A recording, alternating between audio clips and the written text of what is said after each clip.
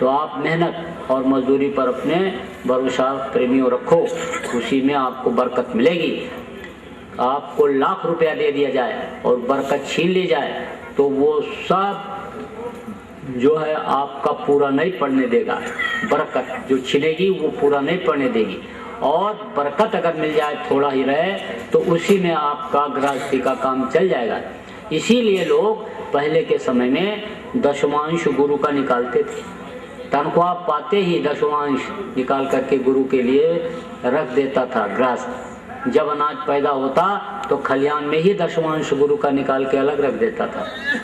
जब व्यापार का हिसाब शाम को करता, दुकान का हिसाब शाम को करता, दशमांश गुरु का अलग निकाल के रख देता था।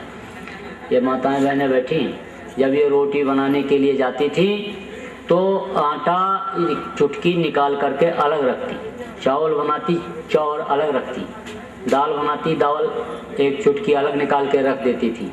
और कोई दरवाजे पर आता भूखा धोखा उसको दे देती, कहीं भंडारा हो रहा वहाँ दे देती, तो बरकत होती थी। 5 आदमियों का खाना बना, 7 आ गए तो वो भी खा जाते थे, बरकत मिलती थी। मुख्य चीज़ है बरकत। तो मेहनत और ईमानदारी की कमाई में बरकत मिलती है। इसलिए हमेशा इस पाठ को आप याद रखो। लक्ष्मी कमाई नहीं जाती है, लक्ष्मी आकर के बैठ जाती हैं, और जब वो ये देखती हैं कि हमको अच्छे काम में लगा रहा है तब वो रुक जाती हैं, और नहीं तो खिसक जाती हैं।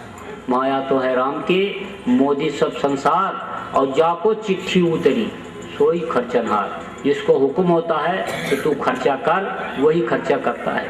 नहीं तो कमाते बहुत से लोग हैं और खर्चा और लोग करते हैं, खर्च नहीं कर पाते। कमाए बहुत तरीके से, झूठ भी बोले, बेईमानी भी किए, धोखा भी दिए, चोरी भी किए, कत्ल भी जरूरत पड़ने पर कर दिया, लेकिन रहता नहीं कुछ। और अगर इकट्ठा भी किया तो अब रोग हो गया तो डॉक्टर कहता है दलिया खाओगे, सूखा फुल्का खाओगे तो सोना कोई थोड़ा चाटेगा। अरे सोना रखे रहो, हीरा रखे रहो, लेकिन डॉक्टर ने कह दिया जिंदा रहना है तो तुम फुल्का और लौकी की सब्जी खाओगे, मूंग की दाल का पानी और फुल्का खाओगे, और कुछ खा नहीं सकते हो। अब तुम सब खा चुके, और अगर तुमने कुछ खाया तो समझ लो तुम्हारा टिकट यहाँ से कटने लगेगा। तुम समझ लो दूसरे का हिस्सा खा रहे हो, तो अब वो तुम्हारे काम थोड़ा आएगा। 10 लाख रुपया आपने हिसाब किया और तिजोरी में बंद कर दिया, दुकान बंद करके, और घर में आकर के सो गए 11 बजे रात को, और 2 बजे रात को इनकम टैक्स का छापा पड़ गया और तिजोरी सील हो गई, तो 2 रुपया सुबह निकाल पाओगे? नहीं निकाल पाओगे। सालों मुकदमा चलेगा, कई साल मुकदमा चलेगा, और वो रुपया देख भी नहीं सकते हो जिसको तुमने उसमें बंद किया था। तो अब चिट्ठी ऊपर से कट गई, चिट्ठी कट गई। इसीलिए कहा गया कि माया तो है रूखड़ी, 2 फल की दातार, और खावत खर्चत मुक्ति दे, और संचित नरक द्वार। इकट्ठा करने पर नरक का दरवाजा भी दिखा देती। आपके जेब में पैसा नहीं है और कहीं जा रहे हो, किसी ने गाली दे दिया तो कहोगे बोलो नहीं, दिन दशा खराब है, गाली कहीं लगी नहीं रहती है। और अगर जेब में पड़ा है 10-20 हजार रुपया और किसी ने ऐसे तिरछा देख लिया तो कहोगे निकाल लो ऑफिस की, निपट लेंगे। अब वो बात नहीं है पहले वाली, जेब गर्म है, दे लेके सब निपटा लेंगे। अब झगड़ा कर लिया, मार कर लिया, आपने मारा उसको, उसका हाथ पैर टूट गया, उसने आपको पटक दिया, अगर आप कमजोर पड़े तो आपका हाथ पैर टूटा, चलो दवा कराओ, चलो मुकदमाबाजी करो। मार दिया आपने, वो मर गया, तो आदमी मारने का पाप लगा कि नहीं लगा? अब नरक का दरवाजा खुला कि नहीं खुला? तो माया तो है रूखड़ी, 2 फल की दातार, और खावत खर्चत मुक्ति के, खाते खर्चे करते रहो तो मुक्ति मोक्ष उसी से मिल जाएगा। उसका भी रास्ता प्रशस्त हो जाएगा, अच्छे काम में लगाते रहोगे तो मुक्ति मोक्ष का भी दरवाजा खुल जाएगा। तो इसलिए इस तरह से कहा गया कि इकट्ठा नहीं करना चाहिए, और इकट्ठा करने वाला कर भी नहीं पाता, और जिसके पास नहीं रहता है वो करता भी जाता है। सीकर में एक फतेहपुर तहसील है राजस्थान में, तो उसमें एक दानी हुआ, तो उसका नाम था सोहन लाल दुग्गल। तो सुबह 10 बजे जाओ, 11 बजे जाओ, तो उसके पास कुछ नहीं रहता था। कोई मांगने के लिए जाए तो कहता था 4 बजे आओ, और 4 बजे कहाँ से आ जाता था उसको नहीं खबर, लेकिन आ जाता था। तो दान करने जब वो बैठता था तो ऐसे सिर को नीचे किए रहता था और उठा उठा करके ऐसे देता जाता, जो आवे उसको ऐसे देता जाए। तो एक आदमी आया तो उसने कहा, उस समय लोग दोहा चौपाई छंद में श्लोक में बात करते थे। तो एक आदमी ने कहा ऐसी देनी देन को कित सीखे हो सैन, और ज्यों कर ऊंचो उठे क्यों तो नीचो नैन।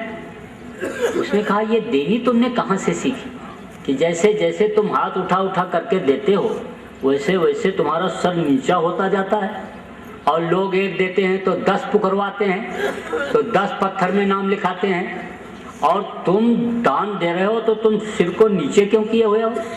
ये देनी तुमने कहाँ से सीखी, ये तरीका तुमने कहाँ से सीखा? तब उसने जवाब दिया कि देनहार कोई और है, देनहार कोई और है, देत रात दिन रैन, और लोग भरम मुझ पर करत तासो नीचो नैन। लोग मुझ पर भड़क कर रहे हैं कि सोहन लाल दे रहा है, सोहन लाल दे रहा है, सोहन लाल दे रहा है, तो मैं मारे शर्म के सिर को नीचे कर लेता हूँ, और देने वाला जब दे रहा है तो मैं बांट रहा हूँ। तो सारी व्यवस्था उसी की है, लेकिन नियत से बरकत होती है। नियत अगर सही रहेगी तो बरकत होगी, और नियत खराब हो जाएगी बरकत खत्म हो जाएगी। तो ज़्यादा समय आपका नहीं लेना चाहता हूँ, लेकिन जो नए लोग आए हो उनको थोड़ा सा जय गुरुदेव नाम के बारे में बता देना चाहता हूँ कि जिससे आपको कुछ मिल जाए और आप जिससे कुछ पा सको। तो ये जय गुरुदेव नाम ये किसी आदमी इंसान का नाम नहीं, ये भगवान परमात्मा का नाम है। जय गुरुदेव नाम का प्रचार करने वाले बाबा जय गुरुदेव जी महाराज ने खुद अपने श्रीमुख से इस बात को फरमाया है कि मेरा नाम जय गुरुदेव नाम नहीं है। उन्होंने अपना परिचय दिया तो कहा मेरा नाम गोस्वामी जी महाराज का नाम। जिन्होंने रामायण लिखा हम लोगों के गुरु हैं तो नाम नहीं लेते, तो वो नाम बताया उन्होंने। और 109 वर्ष की अपनी उम्र बताते और कहते मेरा अपना कोई बच्चा नहीं, लेकिन तुमको मैं आध्यात्मिक दृष्टिकोण से अपना बच्चा मानता हूँ, और तुम्हारे लिए ही मैं 109 वर्ष की उम्र में इतनी मेहनत भी कर रहा हूँ। तो जब वो अपना परिचय देते हैं तो इस तरह से बताते हैं मथुरा में आश्रम है और पूरे हिंदुस्तान में जय गुरुदेव नाम प्रभु का है, उसका मैं प्रचार करता हूँ। तो यह जय गुरुदेव नाम ये भगवान परमात्मा का नाम, और इसमें परमात्मा की पूरी शक्ति पावर भरी हुई है। जब जब महापुरुष इस धरती पर आते हैं तो वे एक नाम को जगाते हैं। जैसे त्रेता में जब भगवान राम आए थे तो उन्होंने राम नाम जगा करके यानी राम नाम में शक्ति भर दिया था। आपको याद होगा कि जब लंका पर विजय प्राप्त करने के लिए भगवान राम जा रहे थे तो समुद्र में पुल बनाने की जरूरत पड़ी थी, तो पत्थर के ऊपर राम राम लिख करके समुद्र में डाला गया था। सारे पत्थर तैरने लगे थे। जब कृष्ण आए तो कृष्ण नाम में शक्ति बढ़ी। कृष्ण कृष्ण जिसने जहाँ पर पुकारा कृष्ण वहाँ पर खड़े हुए मिले। द्रौपदी को उबारा, ग्राह को, तमाम ऐसे उदाहरण मिल रहे हैं। त्रेता और द्वापर के पहले सतयुग था। सतयुग में गुरु की पूजा होती थी और गुरु नाम में शक्ति थी, गुरु नाम से ही उद्धार होता था। उसी गुरु नाम को बाबा जय गुरुदेव जी महाराज ने जगा लिया और गुरु के पहले जय लगाया। जा माने जयमान, या माने जो, जयमान माने जो हमेशा रहे। तो हमेशा कौन रहता है? गुरु। गुरु बिन भव निधि तरे न कोई, जो विरन शंकर समोई। चाहे ब्रह्मा या शिव के समान कोई होगा, बगैर गुरु के पार नहीं हो सकता। लेकिन वो गुरु कैसा होना चाहिए, इस पर भी विचार करने की जरूरत होती है। गुरु में 2 अक्षर, रू है नाम प्रकाश का, और गु कही अंधकार, और ताको करे विनाश जो, सोई गुरु करता। इन बाहरी आंखों को बंद किया तो अंधेरा होगा, लेकिन इन बाहरी आंखों को बंद करने पर जो अंतर में उजाला ला दे वो वास्तव में सच्चा गुरु, समृद्ध गुरु होता है।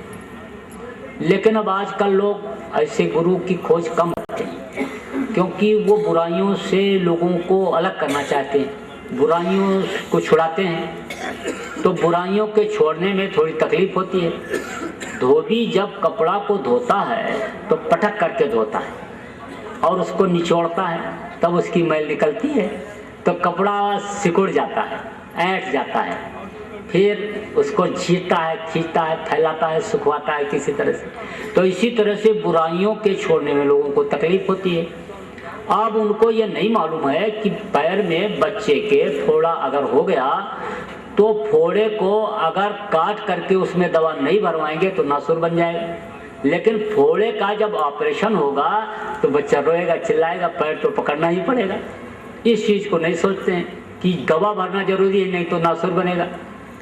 बस ये देखते हैं कि बस सरल हो, आसान हो, कोई बुराई न छोड़ना पड़े, वो काम होना चाहिए, वैसा गुरु होना चाहिए। तो सचिव वैद्य को 3 जो और प्रिय बोले भयास और राज धर्म तन 3 कर होए बेगी है नाज। अगर मीठा गुरु बोला, मीठी बात किया तो समझ लो धर्म चला जाएगा। और सचिव वैद्य राजा का जो सचिव यानी राजा का जो मंत्री है, राजा की मुंह देखी बात करे, राजा को सही सलाह न दे तो समझ लो राज खत्म हो जाएगा। और वैद्य मरीज के मुताबिक अगर उसको खाने पीने को बता दे जैसी उसकी इच्छा करती रहती है तो समझ लो शरीर खत्म हो जाएगा, रोग बढ़ता जाएगा। लेकिन अब लोग उनको पसंद करते हैं कि जो बुराइयों से ना अलग करें। एक आदमी जा रहा था तो रामायण की चौपाई बज रही थी, गुरु बिन भाव निधि तरह न कोई और जो विरंच शंकर सम हुई। तो उसने कहा ब्रह्मा और शिव के समान कोई होगा, लेकिन बगैर गुरु के नहीं पार हो सकता, तो गुरु करना बहुत जरूरी हो गया। थोड़ी दूर और आगे बढ़ा तो कबीर साहब की वाणी पढ़ी जा रही थी, निगुरा मुझको ना मिले पापी मिले 1000, यक निगुरे के शीश पर लख पापी का भार। लाख पापियों का बोझा निगुरा के सिर पर होता है, तो मुझे तो गुरु अब करना पड़ेगा, नहीं तो मैं अपना पाप तो ढो ही नहीं सकता, लाख पापियों का बोझा कैसे ढो पाऊंगा। सोचने लगा कि मंदिर के पुजारी को गुरु बनाऊं, कि मठ के मठाधीश को गुरु बनाऊं, कि आश्रम के महंत को गुरु बनाऊं। गुरु बनाऊं किसको बनाऊं, सोचता हुआ जा ही रहा था, तब तक उधर से दंड कमंडल लटकाए हुए साधु बाबा आ रहे थे। मोड़ मुड़ाया, खाने को जब नहीं मिलता कहते मोड़ मुड़ाओ, कपड़ा बदलो, चलो। नारी मुई घर सत्यानाशी और मूल मुड़ाए भय सन्यासी, कहते हम सन्यासी बन जाओ। मूल मुड़ाए 3 गुण, सिरकी मिजे खाज। मूल मिलाए 3 गुण, सिरकी मिजे मिटे खाज, और बनी बनाई रोटी मिले और लोग कहें महाराज। तो मुड़ाए हुए उधर से आ रहे थे तो उनको देखा, पैर छुआ तो कहा कि महाराज आप हमारे गुरु बन जाओ। तो वो तो खोज ही रहे थे कोई चेला मिले कि जिसको मुड़ूं। बोले देखो मंत्र तो मैं दे दूंगा, लेकिन यह है कि सामान तुमको सब लाना पड़ेगा, लोटा धोती लंगोटी अनाज बिस्तर फल फूल मेवा जो कुछ लगता है वो सब लाना पड़ेगा।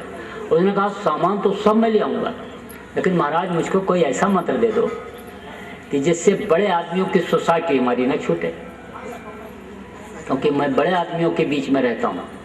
तो सुबह उठ करके 4 अंडे का तो नाश्ता करता हूँ, 2 किलो मांस खाता हूँ, 3-4 बोतल शराब पी जाता हूँ, चोरी व्यभिचार खून कत्ल दंड फंद सब काम मुझे करना पड़ता है। तो हमको कोई ऐसा मंत्र दो कि हमारा यह भी चलता रहे और वो भी चलता रहे। तो उस अंधे गुरु ने कहा, जिसकी तीसरी आंख नहीं खुली हुई है अंदर की, उसने कहा अरे तू घबराता क्यों है, तेरे लिए तो मैं बाईपास रास्ता निकाल दूंगा। तुझको मैं शंकर जी का मंत्र दे दूंगा। शंकर जी भी गांजा पीते थे, भांग खाते थे। अब उसको यही नहीं पता कि शंकर जी गांजा पीते थे, भांग खाते थे या जहर पी लिए थे। शंकर जी न गांजा पीते थे न भांग खाते थे। वो तो गंजेड़ियों ने गांजा पीने से पहले बम बम बम बोल करके शंकर जी को बदनाम कर दिया। तो शंकर जी का मंत्र दे दिया। अब उसने कहा कि चलो पूजा करने के लिए भगवान खरीद ला। तो भगवान खरीदने गया तो राम भगवान, कृष्ण भगवान, शंकर भगवान, विष्णु भगवान सबका फोटो कैलेंडर खरीद करके ले आया। अब उस कैलेंडर में फोटो किसका छपा है? फिल्मी दुनिया के कलाकार का, जो राम बन करके बैठ गया, कृष्ण बन करके बैठ गया, शंकर बन करके बैठ गया, उसका फोटो उसमें छपा है। नशेड़ियों का फोटो छप जाता है। रामलीला हो रही थी तो राम सीता हनुमान की झांकी सजी हुई थी, बैठे हुए थे, लोग देख करके दर्शन करके मुग्ध हो रहे थे। कैमरामैन फोटो खींच रहे थे। समय पूरा हो गया, पर्दा गिर गया, राम सीता हनुमान स्टेज पर पीछे गए बैठ गए। दूसरे दृश्य की सजावट हो गई। तो दूसरा दृश्य जब दिखाया जाने को हुआ तो मैनेजर ने पर्दा खींचने वाले से कहा पर्दा खींच, तो उसने गलती से 2 पर्दा एक साथ खींच दिया। तो पब्लिक आगे का भी दृश्य देख रही है और पीछे राम सीता हनुमान जो बैठे हैं वो भी दिखाई पड़ रहे हैं। तो क्या देखा लोगों ने कि रामचंद्र जी बैठे खैनी तंबाकू मल रहे हैं और सीता जी बैठी बीड़ी पी रही हैं। तो ऐसे ही लोगों का फोटो खिंच गया और कैलेंडर छप गया। अब वो उन्हीं के पैर पर मत्था पटक रहा है। फिर सुबह सोचा कि अब पूजा करने मंदिर में नहीं जाएंगे तो लोग कहेंगे नास्तिक का नास्तिक रह गया। तो सुबह थाली में फूल पत्ते रख लिया और रख करके पहुंच गया वहां मंदिर के दरवाजे पर। जब मंदिर के दरवाजे पर पहुंचा तो बोला मैंने बड़ी गलती किया जो मैं ये नया वाला जूता पहन करके आ गया। मंदिर के दरवाजे से जूते अक्सर गायब हो जाते हैं और मेरा जूता अगर चला गया तो 1200 रुपया चला जाएगा। तो उसका मन कहाँ लग गया जूता में। तो फूल चढ़ाया तो घूम के जूता देख लिया, अच्छा चढ़ाया तो जूता देख लिया, प्रसाद चढ़ाया तो जूता देख लिया, अगरबत्ती जलाया तो जूता देख लिया। जब आरती करके थाली जमीन में रख दिया और स्तुति करने के लिए खड़ा हुआ तो कहता है तमेव माता च पिता तमेव। तब तक मन लग गया जूते में।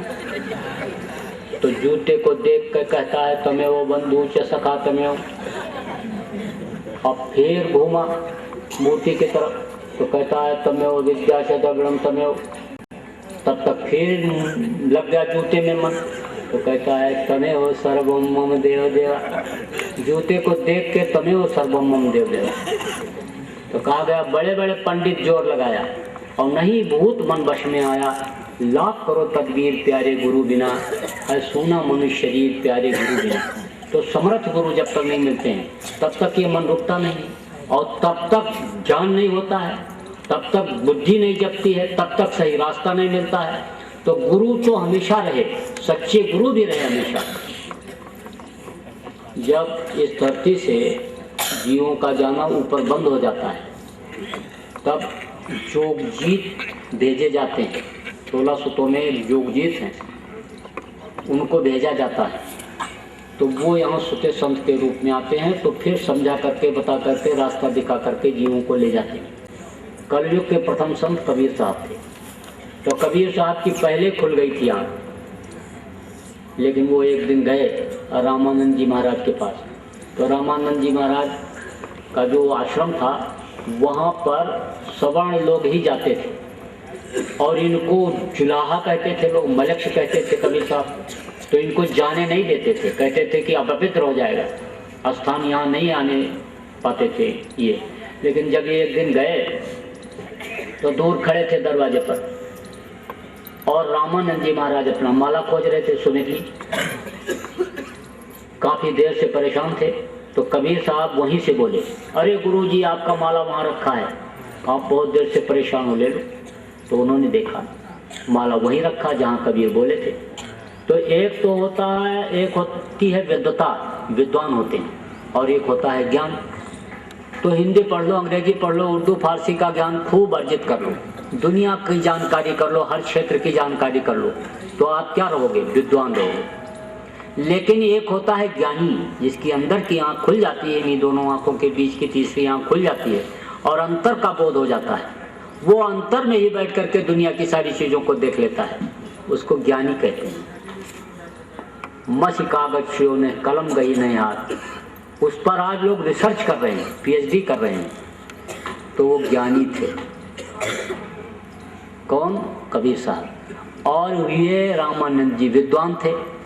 तो उन्होंने किताब में ये पढ़ा था कि तीसरी आंख अगर किसी की खुल जाए तो वो कहीं भी बैठ करके हर चीज को देख सकता है।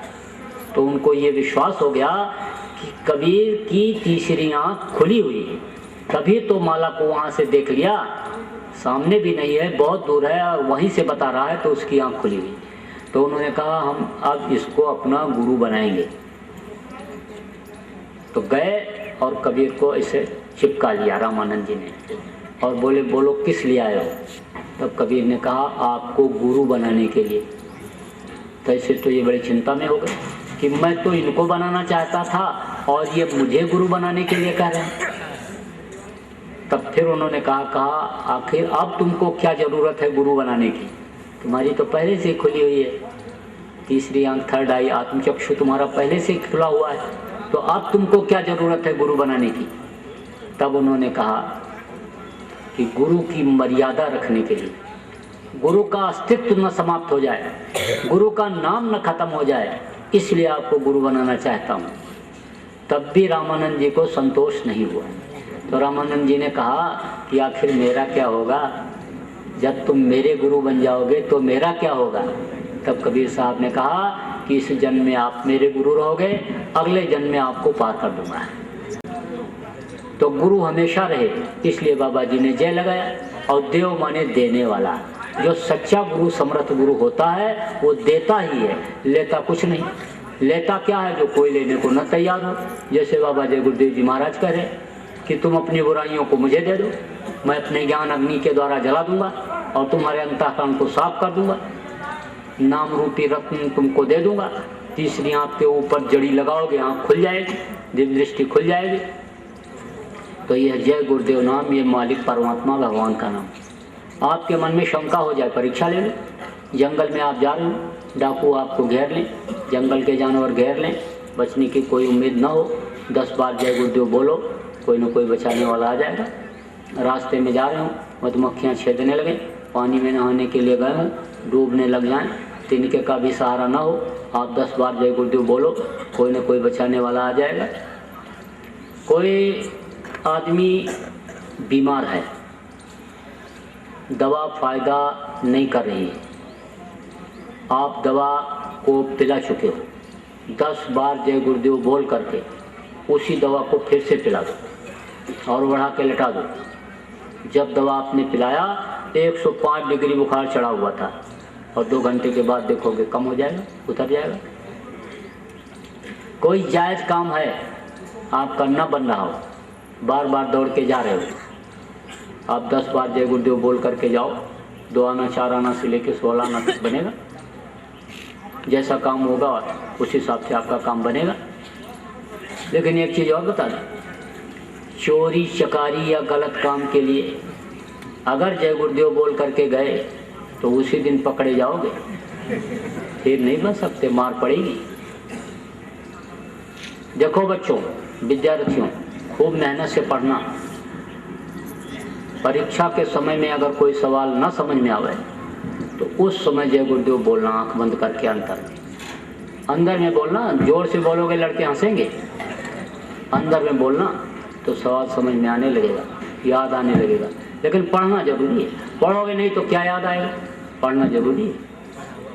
कोई आदमी मर रहा हो, आखिरी सांस ले रहा हो, आप हर तरफ से निराश हो गए हों, पंडित मुल्ला पुजारी का दुआ बबूद करा चुके हूँ, वैद्य हकीम डॉक्टर का इलाज करा चुके हूँ, राम रहीम ईसा मूसा 33 करोड़ देवी देवता भैया भवानी सबको पुकार चुके हो, सोच लियो कि बचेगा नहीं, तो मरने वाले के कान में 10 बार जय गुरुदेव बोल देना। जय गुरुदेव नाम प्रभु का नाम बोलो, जय गुरुदेव नाम प्रभु का नाम बोलो, जय गुरुदेव नाम प्रभु का नाम बोलो, तो मरने वाला आदमी आँख खोल देगा। अगर भूत प्रेत बाधा से या बीमारी से बेहोश हो गया होगा तो बच जाएगा। मान लो इस दुनिया संसार से उसके जाने का ही समय हो गया, क्योंकि जाना सबको पड़ता है। बल विक्रम वेणु दधीच गए और पारथ गए जिन भारत खाना, गए दुर्योधन जंग जुरे जिन 64 कोस में छत्तो ताना, बल ऐसे बलवान गए ये करे कखरी रसकंध लुकाना, और धरा का प्रमाण यही स्वामी, हरा सो झरा और बरा सो बताना। तो जाने का भी समय अगर हो गया होगा तब भी वो 1 मिनट के लिए आंख खोल करके बताएगा कि हमारे सामने एक सफ़ेद दाढ़ी वाले, सफ़ेद कपड़ा लपेटे हुए महात्मा आ गए। बाबा जय गुरुदेव जी महाराज की तस्वीर अगर पहले कभी देखे हुए होगा या बाबा जय गुरुदेव जी महाराज का दर्शन किए हुए होगा तो साफ साफ बताएगा कि बाबा जय गुरुदेव जी महाराज आ गए और उन्होंने हमको यमराज के दूतों से बचा लिया। इस समय मुझको पूरी शांति महसूस हो रही है। मेरी हड्डी हड्डी जो चटक रही थी, हजारों बिच्छू के डंक मारने इतना दर्द मेरे बदन में पैदा हो गया था, आँख की रोशनी जो खत्म हो गई थी, कान से सुनाई नहीं पड़ रहा था, ज़बान तुतली हो गई थी। अब मुझको कोई तकलीफ नहीं है। अब मैं बाबा जय गुरुदेव जी महाराज के साथ जा रहा हूँ, मुझको पूरी शांति महसूस हो रही है। तो मरने वाला कभी झूठ नहीं बोलता, फिर तो यकीन विश्वास आपको करना ही पड़ेगा। लेकिन अब आप में बुद्धिजीवी लोग भी बैठे हैं, पढ़े लिखे, एमए पीएचडी डीलिट तमाम डिग्री लिए हुए बैठे हो, तो आप तो इस बात पर विश्वास करो न करो, क्योंकि आप आधुनिक दुनिया में हो। तब आप कहोगे कि अरे जब कभी आंधी आफत आएगी, बीमारी तकलीफ आएगी, तब हम क्या परीक्षा लेंगे, तब हम क्या लाभ उठाएंगे। आप चाहो आज से लाभ उठाओ।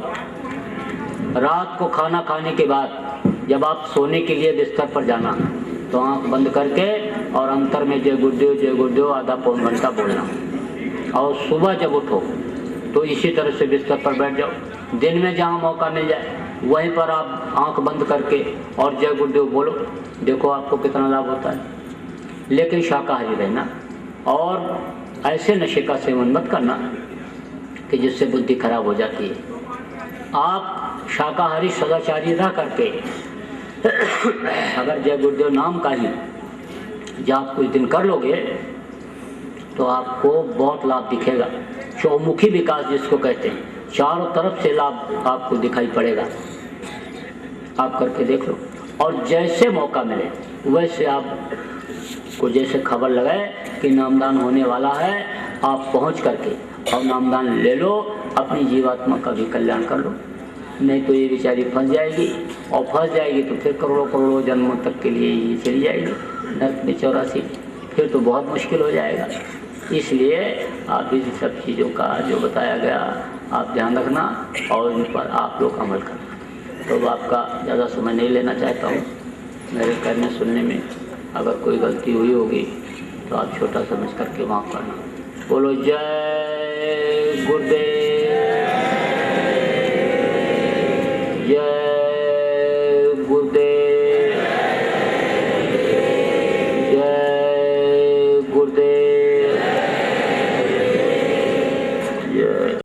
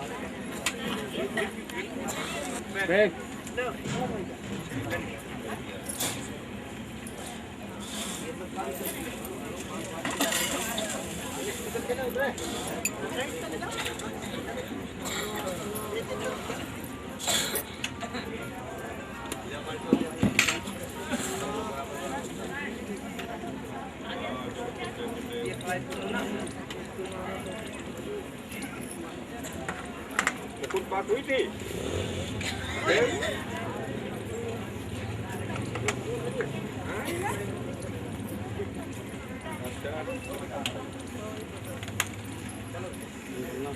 कुछ राम